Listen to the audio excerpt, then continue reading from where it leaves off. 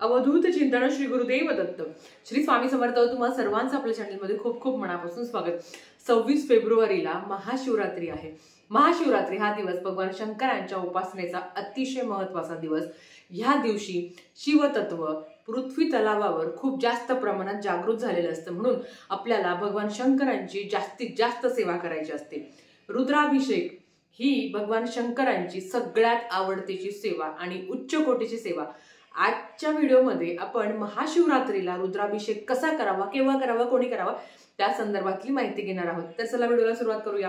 सर्वप्रथम रुद्राभिषेक कोणीही करू शकतं, स्त्री पुरुष मुलगा मुलगी कोणीही करू शकतो। जर तुम्हाला मासिक धर्म असेल तर अर्थात तुम्ही तुमच्या मुलांकडनं, नवऱ्याकडनं, सासू सासरे कोणी असेल घरात त्यांच्याकडनं करावा। मंदिरात जाऊन रुद्राभिषेक करू शकतो का, तर लक्षात घ्या एवढी गर्दी असणार आहे की आपल्याला लवकर पाया पडायला मिळणार नाही। तर आपण मंदिरात जाऊन रुद्राभिषेक कसा करू शकतो त्याच्यापेक्षा जर तुम्ही तुमच्या वास्तूमध्ये तुमच्या स्वतःच्या घरात, अगदी तुम्ही भाड्याच्या घरात असाल तरी सुद्धा तुम्ही तिथे रुद्राभिषेक करू शकता। नाही तर आपल्या केंद्रामध्ये, प्रत्येक केंद्रामध्ये महाशिवरात्रीच्या दिवशी सामूहिक रुद्रपठण असणार आहे। जवळच्या केंद्रात नक्कीच तुम्ही संपर्क साधा आणि तिथे जाऊन सामूहिक सेवेचं फळ तुम्हाला मिळेल। जाताना अर्थात तुमची शिवपिंड, त्याच्याबरोबर गळती, जे काही सामान लागणार आहे ते तुम्हाला घेऊन जायचं आहे। पण ज्यांच्या घराजवळ केंद्र नाही आहे किंवा अगदी ज्यांना केंद्रात जाणं शक्य होत नाही कारण कामासाठी तुम्ही बाहेर जाणार आहात, तर तुम्ही तुमच्याच घरात राहून भगवान शंकरांची अतिशय उच्च कोटीची सेवा, ती रुद्राभिषेक तुम्ही करू शकता। आता रुद्राभिषेक कसा करायचा ते आपण बघूया। त्याच्या आधी केव्हा करावा? महाशिवरात्रीला 4 प्रहरी सेवेला अत्यंत महत्व आहे। बऱ्याच वेळा अशा कमेंट्स आल्या मागच्या व्हिडिओमध्ये की ताई आता या 4 प्रहरामध्ये जर आम्ही मध्ये झोपलो तर चालेल का? बघा, शिवरात्रीच्या दिवशी जागरण करण्यास महत्व आहे, पण जर तुम्हाला जागरण करणं शक्य होत नाही, लहान बाळ आहे, प्रकृतीला झेपत नाहीये, प्रेग्नेंट आहे, कुठे आजारपण आहे, तर तुम्ही या 4 प्रहरापैकी कुठल्याही एका प्रहराची सेवा केली, एका प्रहरी तुम्ही त्या 3 तासामध्ये सेवा केली तरी चालेल। पण ज्यांना वाटते की आता माझी सेवा करून झाली आहे, दुसऱ्या प्रहराची सेवा झाली किंवा तिसऱ्या प्रहराची सेवा झाली आहे आणि आता मला झोपायचं आहे, तर तुम्ही ती सेवा करून झोपू शकता आणि उठून आंघोळ करून तुम्ही परत पूजा करू शकता। पण जर तुम्ही 15 मिनिटं सेवा केली आणि 3-4 तास झोपले, मग डायरेक्ट उठून तुम्हाला सेवा नाही करता येणार, मग तुम्हाला आंघोळ करावी लागेल। म्हणून अगदी पहिल्या 2 प्रहरी जरी सेवा केली तरी चालेल आणि त्या प्रहर काळात जर तुम्ही रुद्राभिषेक केला तर अतिशय उत्तम, तेव्हाही तुम्ही रुद्राभिषेक करू शकता, जेव्हा जमेल तेव्हा तुम्ही करू शकता। तर चला आता आपण बघूया की रुद्राभिषेक कसा करावा। सर्वप्रथम भगवान शंकरांच्या पिंडीवर आपल्याला रुद्राभिषेक करण्यासाठी शिवपिंडी असणं महत्त्वाचं आहे, जे प्रत्येकाच्या घरात असेलच। आता शिवपिंडीसोबत तुमच्या घरात जर रुद्रयंत्र असेल तर तुम्ही रुद्रयंत्रावर सुद्धा तुम्ही रुद्राभिषेक करू शकता। माझ्याकडे दोन्ही पण आहे, तर आता 2 ज्यांच्याकडे असेल त्यांनी काय करावं ते पण तुम्हाला सांगते। सर्वप्रथम एका ताम्हणामध्ये आपल्याला शिवपिंड घ्यायची आहे। रुद्राभिषेक करण्याच्या आधी आपल्याला भगवान शंकरांच्या शिवपिंडीवर काही वस्तूंचा अभिषेक करायचा आहे। जे तुमच्या घरात असेल, मग त्याच्यात पंचामृत आलं किंवा दही असेल, साखर असेल, तूप असेल, कच्चं दूध असेल, मध असेल, यांनी सर्वप्रथम आपल्याला भगवान शंकरांची पूजा करून घ्यायची आहे। मी रुद्राभिषेक देवघराच्या समोरच करते, तर माझा दिवा लावलेला आहे। तुम्ही जर दुसरीकडे कुठे करणार असेल तर सर्वप्रथम तुम्हाला दीप प्रज्वलन करून घ्यायचं आहे आणि मग, कारण कुठली पण देवाची सेवा करण्यासाठी आपल्याला दिवा लावणं, दीप प्रज्वलन करणं महत्त्वाचं असतं, कारण आपण अग्निदेवतेच्या साक्षीने ती सेवा करत असतो। आता सर्वप्रथम आपल्याला शिवपिंडीवर आपल्याला पाणी आपल्याला अर्पण करायचं आहे।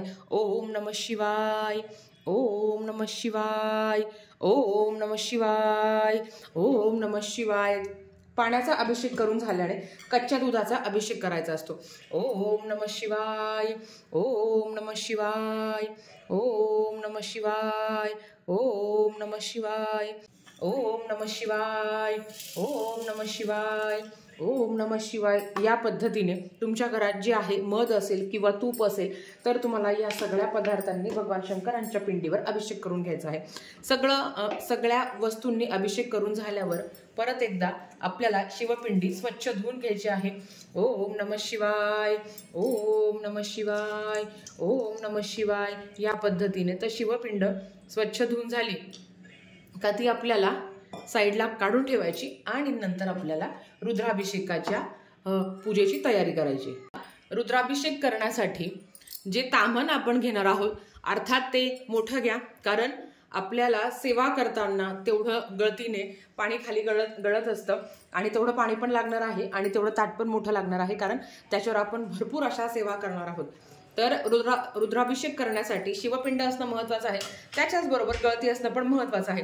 गळती का बरं, तर तुम्हा सगळ्यांना माहिती आहे जेव्हा आपण रुद्राभिषेक पठण करत असतो आणि फक्त पाण्याचा अभिषेक करतो आपण, तर ह्या गळतीवर तुम्हाला असं पाणी टाकायचं आहे की जेणेकरून थेंब थेंब पाणी भगवान शंकरांच्या शिवपिंडीवर पडेल आणि हे सगळं होत असताना तुमची दुसरीकडे सेवा पण होईल।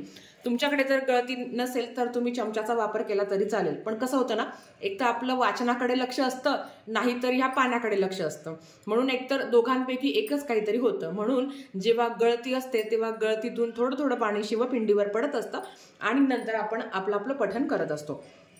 आता रुद्राभिषेक भगवान शंकरांची सगळ्यात उच्च कोटीची सेवा, ही सेवा करत असताना आपल्याला काय काय पठण करायचं आहे ते बघूया। सर्वप्रथम ज्यांना वेळ नाही आहे त्यांनी काय करावं, तर फक्त एकदा शिवमहिम्न स्तोत्रमचं पठण केलं तरी चालेल, पण रुद्राध्याय तुम्ही पठण करत आहात तर याच्यासाठी सगळ्या सेवा करणं महत्त्वाचं आहे। कुठली सेवा करायची आहे ते तुम्हाला मी डिस्क्रिप्शन बॉक्समध्ये देईलच, पण फक्त आता सांगते। तर बघा, आपल्याला रुद्राभिषेक करण्यासाठी सर्वप्रथम शिवमहिम्न स्तोत्रम जे नित्यसेवेच्या पुस्तकात आहे ते तुम्हाला एक वेळा म्हणायचं आहे। गणपती अथर्व शीर्षम एक वेळा म्हणायचं आहे। रामरक्षा स्तोत्रम 1 ते 9 ओव्यांपर्यंत तुम्हाला म्हणायचं आहे, कारण 9व्या ओवीनंतर फलश्रुती आहे, म्हणून रामरक्षा एकदाच म्हणायचं आहे 1 ते 9 श्लोकपर्यंत। रुद्र अध्याय नमक चमक संपूर्ण वाचन करायचं आहे जे नित्यसेवेच्या पुस्तकात आहे। हे सगळं तुम्हाला एक वेळा पठण करायचं आहे। शिव कवच एक वेळा पठण करावं। शिव गायत्री मंत्र 11 वेळा पठण करावा। महामृत्युंजय मंत्र 11 वेळा पठण करावा। महामृत्युंजय मंत्र पंचप्रणवयुक्त जो नित्यसेवेच्या पुस्तकात आहे तो सुद्धा तुम्हाला 11 वेळा पठण करायचा आहे। अमृत संजीवनी मंत्र हा सुद्धा तुम्हाला 11 वेळा पठण करायचा आहे। संजीवनी मंत्र हा सुद्धा 11 वेळा पठण करायचा आहे। काळभैरव अष्टकम 11 तुम्हाला 1 वेळा पठण करायचं आहे आणि शिव अष्टोत्तर नामावली तुम्हाला त्याच्याबरोबर शिव हर शंकर हा मंत्र 11 वेळा। लक्षात घ्या, संपूर्ण रुद्र पठण होईपर्यंत तुम्हाला ह्या सगळ्या सेवा केल्यावरच तुमचं रुद्र अध्याय रुद्रपठण होईल, रुद्राभिषेकाची सेवा तुमच्याकडनं घडेल, म्हणून या सगळ्या सेवा करणं महत्त्वाचं आहे। आता भगवान शंकरांची 1000 नावं किंवा 108 नावं ज्याला आपण शिव अष्टोत्तर नामावली म्हणतो, हे तुम्ही जेव्हा बेलपान आहे ते अर्पण करताना म्हटलं तरी चालेल। आता बेलपान आपण केव्हा अर्पण करणार, तर ही सगळी सेवा करून झाल्यावर जे तुम्हाला सांगितलं आहे ते संपूर्ण वाचन करून झाल्यावर। तर बघा, हे संपूर्ण वाचन करण्यासाठी अर्थात तुम्हाला जास्त वेळ लागणार आहे। तुमच्या आता बऱ्याच समस्या येतील की रुद्राभिषेक कसा करावा ते सांगितलं, पण जर तुम्हाला पहाटे करायचं असेल 26 तारखेला दिवसभरात तुम्ही कधीही करू शकता, आणि जेव्हा 4 प्रहरी पूजा असते जी प्रदोष काळानंतर लागते, म्हणजे 26 तारखेला संध्याकाळी प्रदोष काळी जेव्हा पहिला प्रहर आहे तेव्हाही तुम्ही ही सेवा केली तरी चालेल। ज्यांना सकाळी करणं शक्य होत नाही त्यांनी संध्याकाळी करावी, ज्यांना संध्याकाळी करणं शक्य होत नाही त्यांनी सकाळी करावी, किंवा अगदी तुम्ही 26 तारखेला रात्री 12 नंतर ज्या 4 प्रहरी जो शुभ मुहूर्त आहे तेव्हा केली तरी हरकत नाही। या पद्धतीने तुम्हाला रुद्राभिषेक करायचा आहे। आपल्याकडनं महाशिवरात्रीच्या निमित्ताने रुद्राभिषेकाची सेवा घडत आहे। अर्थात तुम्ही जर सामूहिक सेवा केली, जर तुम्ही केंद्रात जाऊन सेवा केली तर अतिशय उच्च कोटीची सेवा तुमच्याकडनं घडेल, पण नाही शक्य होत तर तुम्ही घरातल्या घरात ह्या पद्धतीने सेवा करू शकता। ज्यांना लिहिता वाचता येत नाही त्यांनी यूट्यूबला लावून द्यावं। यूट्यूबला दिंडोरे प्रणित यूट्यूब चॅनलवर तुम्हाला हे मिळेल। मग काय करायचं, ज्यांना लिहिता वाचता येत नाही त्यांनी ह्याप्रमाणे गळती ठेवावी, यूट्यूबला लावून द्यावं आणि मनातल्या मनात ओम नमः शिवाय, ओम नमः शिवाय ह्या मंत्राचा मंत्रजप करू शकता। आता हे सगळं करून झाल्यावर म्हणजेच आपला रुद्राध्याय पठण करून झाल्यावर नंतर काय करायचं ते पण बघूया. वस्त्र अंथरूण झाल्यावर तुम्हाला याच्यावर भगवान शंकरांच्या शिवपिंडीची स्थापना करायची आहे. तर तुमच्याकडे छोटासा पाट असेल तर याच्यावर किंवा डायरेक्ट तुम्ही एका ताम्हणामध्ये शिवपिंड ठेवू शकता. तर या पद्धतीने मी शिवपिंडी ठेवलेली आहे. आणि आता भगवान शंकरांना आपल्या घरात ज्या वस्तू असेल त्या तुम्हाला अर्पण करायच्या आहेत. सर्वप्रथम भगवान शंकरांना आपल्याला हळदी कुंकू लावायचं नसतं. भगवान शंकरांना भस्मप्रिय आहे म्हणून आपल्याला भगवान शंकरांना भस्म लावून घ्यायचं आहे. ही सगळी सेवा करताना ओम नमः शिवाय, ओम नमः शिवाय, ओम नमः शिवाय या मंत्राचा मंत्र जप करायचा आहे. ब्रह्मा, विष्णू आणि महेश ह्या पद्धतीने तीनही बोटांनी आपल्याला भगवान शंकरांना भस्म अर्पण करून घ्यायचं आहे. ओम नमः शिवाय, ओम नमः शिवाय या पद्धतीने. आता भस्म अर्पण करून झाल्यावर भगवान शंकरांना धोत्र्याचं फूल आणि फळ अतिशय प्रिय आहे. ते जर तुमच्या घरात असेल तर तुम्ही अर्पण करू शकता. रुद्राक्षाची माळ असेल किंवा रुद्राक्षाचा हार असेल तर तो सुद्धा तुम्हाला भगवान शंकरांच्या शिवपिंडीवर अर्पण करायचा आहे. तर ओम नमः शिवाय, ओम नमः शिवाय या पद्धतीने. तुमच्याकडे जर रुद्राक्षाची माळ किंवा हार नसेल तर नाही अर्पण केलं तरी चालेल. आपल्याला धोत्र्याचं फळ किंवा फूल असेल तुमच्याकडे तर ते सुद्धा तुम्ही भगवान शंकरांना अर्पण करू शकता. ओम नमः शिवाय, ओम नमः शिवाय. आणि पांढऱ्या रंगाची फुलं असेल तर ते सुद्धा तुम्ही भगवान शंकरांना अर्पण करू शकता. कुठलाही देव हा फक्त भक्तीचा भुकेला आहे, पण भगवान शंकरांना ह्या सगळ्या गोष्टी प्रिय आहे. म्हणून तुम्हाला जर शक्य असेल तर तुम्ही आवर्जून हे भगवान शंकरांना अर्पण करू शकता. हे अर्पण करून झाल्यावर बेलपान सुद्धा तुम्हाला अर्पण करायचं आहे. तुमच्याकडे 108 बेलपान नसेल तर तुम्ही एक बेलपान भगवान शंकरांना अर्पण केलं तरी हरकत नाही. महाशिवरात्रीला भगवान शंकरांसोबत माता पार्वतीची सुद्धा पूजा करायची असते. मग आता माता पार्वतीची पूजा म्हणजेच काय, तिचा मान सन्मान करायचा असतो. मग आपल्याला अभिषेक होण्याच्या आधी तुम्ही आपल्या पार्वती मातेसाठी तुम्ही हिरवी साडी किंवा खण, नारळ, ओटीचं सामान एका पाटावर सुद्धा ठेवू शकता. आणि अर्थात ते दुसऱ्या दिवशी एखाद्या सवाष्णीला तुम्ही देऊ शकता. इथे भगवान शंकरांच्या शिवपिंडीवर अभिषेक करून झाल्यावर धोत्र्याचं फळ, फूल किंवा पांढरं फूल तुमच्याकडे असेल तर ते अर्पण करू शकता. जानवं जोड ज्याला आपण भगवान शंकरांसाठी वस्त्र म्हणतो तर ते सुद्धा तुम्ही अर्पण करू शकता. तुमच्या घरात जर एखादी वस्तू नसेल तरी हरकत नाही, कारण देव हा फक्त भक्तीचा भुकेला आहे. एखादी वस्तू जर तुमच्याकडे नसेल तरीही चालेल, पण जेवढं होईल तेवढं तुम्हाला अर्पण करायचं आहे. ज्यांना रुद्राभिषेक करणं शक्य होत नाही त्यांनी श्रवण तरी करावा किंवा साध्या पद्धतीने ओम नमः शिवाय, ओम नमः शिवाय ह्या मंत्राचा मंत्र जप सुद्धा तुम्ही करू शकता. माघ कृष्ण चतुर्दशीस आपण शिवरात्र म्हणतो. तसं पाहिलं गेलं तर प्रत्येक महिन्यात च्या चतुर्दशीला आपण शिवरात्र साजरं करतो, पण माघ कृष्ण पक्षातील शिवरात्री ही सगळ्यात महत्त्वाची मानली गेली आहे. हा दिवस भगवान शंकरांच्या उपासनेचा अतिशय महत्त्वाचा दिवस आहे. या दिवशी तुम्ही भगवान शंकरांचा लघुरुद्र किंवा महारुद्र सुद्धा करू शकता. बेलाची पाने भक्तिभावाने भगवान शंकरांना तुम्ही अर्पण जरी केली तरी सुद्धा ते तुमच्यावर प्रसन्न होतील. शिव ही ज्ञानाची देवता आहेत. त्यांच्या मस्तकातून सतत ज्ञानगंगा वाहत असते. कैलासाच्या उत्तुंग शिखरावर बसलेले भगवान शंकर आपल्याला असं समजवतात की शिव म्हणजे कल्याण प्राप्त करण्यासाठी जीवनाच्या निश्चित उंचीपर्यंत पोचले पाहिजे. कल्याणाचा मार्ग जरी काटेरी अवघड असला तरी सुद्धा श्रेयाच्या मार्गावरून जाताना अनेक ठिकाणी आपल्याला चढणी चढाव्या लागतातच. कठीण साधनेशिवाय शिवतत्व प्राप्त होत नाही. जीवनाच्या रोजच्या सामान्य गोष्टींपासून वर गेल्याशिवाय शिवतत्वाची चमक आपल्याला प्राप्त होत नाही. समुद्र मंथनातून रत्ने निघाली, ती सर्वांनीच घेतली, पण अमृत तर सर्वांनी प्राशन घेतले. पण जो विष निघताच सर्व पळाले. त्यावेळी सृष्टीच्या कल्याणासाठी हे विष भगवान शंकरांनी पिऊन टाकले. अमृत पितो तो देव, पण विषपान करतो तो महादेव. म्हणून भगवान शंकरांना नीळकंठ असे म्हणतात. भगवान शंकरांवर होत असलेला अभिषेक व त्यातून टिपकणारे थेंब थेंब पाणी हे सातत्य सुचवते. तर या पद्धतीने साधी सोपी आपल्याला पूजा मांडणी करायची आहे।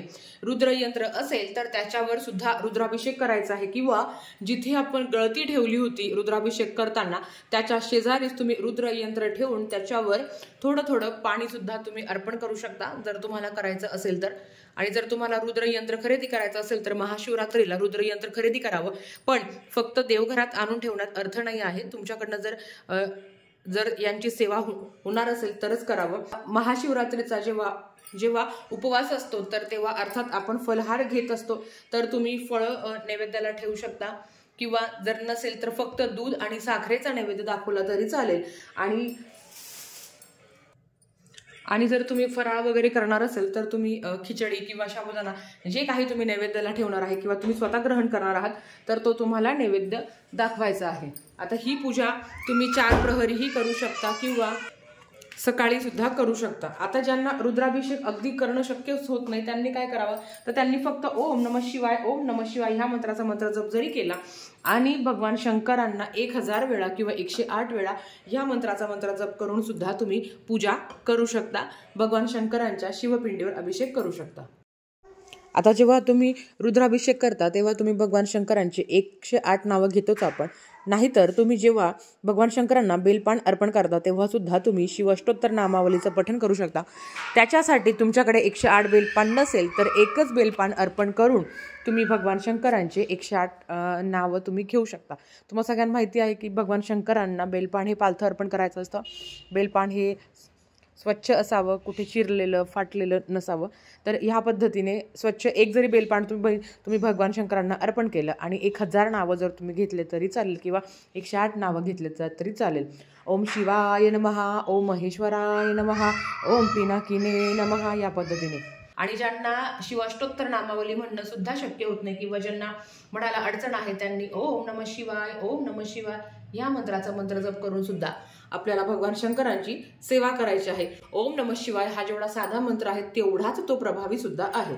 आता भगवान शंकरांना कापूर आरती अतिशय महत्त्वाची आहे, तर आपल्याला सगळ्यात शेवटी कापूर आरती सुद्धा करायची आहे। कापूर पेटवावं आणि मग आरतीला सुरुवात करावी। आता तुम्हाला जी भगवान शंकरांची आरती येते आणि जी आवडते ती तुम्ही म्हणू शकता।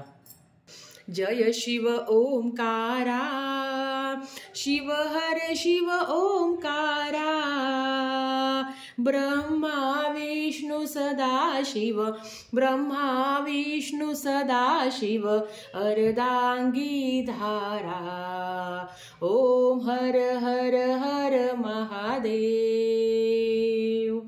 या पद्धतीने आपल्याला भगवान शंकरांची आरती, मंत्र, स्तोत्र आणि रुद्राभिषेक करायचा आहे। आता बऱ्याच घरात असं असतं की रुद्राभिषेक करून झाल्यावर सुद्धा ताई आम्ही संपूर्ण दिवसभर किंवा जो प्रहर काळ आहे त्या प्रहर काळातही भगवान शंकरांची उपासना व्हावी, किंवा आमच्या घरातली जी शिवपिंड आहे तिच्यावर आम्ही संपूर्ण प्रहर काळात आम्ही पूजा करू शकतो का? तर हो, तुम्ही करू शकता। ती कशी ते पण तुम्हाला सांगते। तर आता समजा ज्यांचा प्रहर आहे, म्हणजे प्रहर काळात जे सेवा करू शकत नाही, पण त्यांना वाटतं की आपल्या शिवपिंडीवर अभिषेक व्हावा, कंटिन्यू गळतीने आपल्या शिवपिंडीवर थोडं थोडं जल प्रवाहित व्हावं, तर तुम्ही संपूर्ण पूजा झाल्यावर सुद्धा या पद्धतीने अभिषेक करू शकता जर तुमची इच्छा असेल तर। या पद्धतीने काहीच नाही, फक्त तुम्हाला लक्ष ठेवावं लागेल की जेव्हा पाणी गळतंय किंवा पाणी संपले की काय, या पद्धतीने तुम्ही करू शकता। रुद्राभिषेकाचं तीर्थ हे अमृता समान असतं। रुद्राभिषेकाचं तीर्थ तुम्ही स्वतः प्राशन करावं, सगळ्या घरातल्यांना ते तीर्थ द्यावं। बाकीचं तीर्थ तुम्ही तुमच्या घरात थोडं थोडं शिंपडावं, आणि जरी उरलं तरी सुद्धा ते तुम्ही तुळस सोडून कुठल्याही झाडाला तुम्ही अर्पण करू शकता। या पद्धतीने रुद्राभिषेकाचं तीर्थ अतिशय महत्त्वाचं आहे। तुम्ही स्वतः सुद्धा साठवून ठेवू शकता तुमच्या घरात, कारण रोज रोज आपण रुद्राभिषेक करत नाही, मग काय करायचं, मग ते तुम्ही साठवून ठेवू शकता एका बाटलीमध्ये, आणि जेव्हा जेव्हा तुम्हाला वाटेल किंवा एक तीर्थ म्हणून रोज तुम्ही घरात सगळ्यांना प्राशन करू शकता, तुम्ही स्वतःही घेऊ शकता। याच्या आधी जे आपण पंचामृत, दूध, साखर, दही अर्पण करतो तर ते सगळं तुम्ही कुठल्याही झाडाला, तुळस सोडून कुठल्याही झाडाला तुम्ही अर्पण करू शकता। भगवान शंकरांची उच्च कोटीची सेवा, रुद्राभिषेक काहीही करणं नाही शक्य झालं तरी रुद्राभिषेक तुमच्या वास्तूमध्ये करायला विसरू नका. खूप सुंदर सेवा आहे आणि ही सेवा जे जे करतात त्याला अनुभव आले आहे. भगवान शंकर सांब सदाशिव आहे आणि जो त्यांचं नामस्मरण करतो, जो त्यांचं नेहमी ध्यान करत असतो, त्यांच्यावर ते प्रसन्न होतातच. म्हणून आपण सगळ्यांनी ही सेवा आवर्जून करा. अतिशय कळकळीने सांगते आहे, कारण ही सेवा तेवढीच महत्वाची आहे. झालेली सेवा महाराजांच्या चरणी, भगवान शंकरांच्या चरणी मी रुजू करते आणि आजचा व्हिडिओ इथेच थांबवते. आवडला तर लाईक शेअर सबस्क्राईब करा. व्हिडिओ परत अशाच एका व्हिडिओ सोबत. तोपर्यंत श्री स्वामी समर्थ.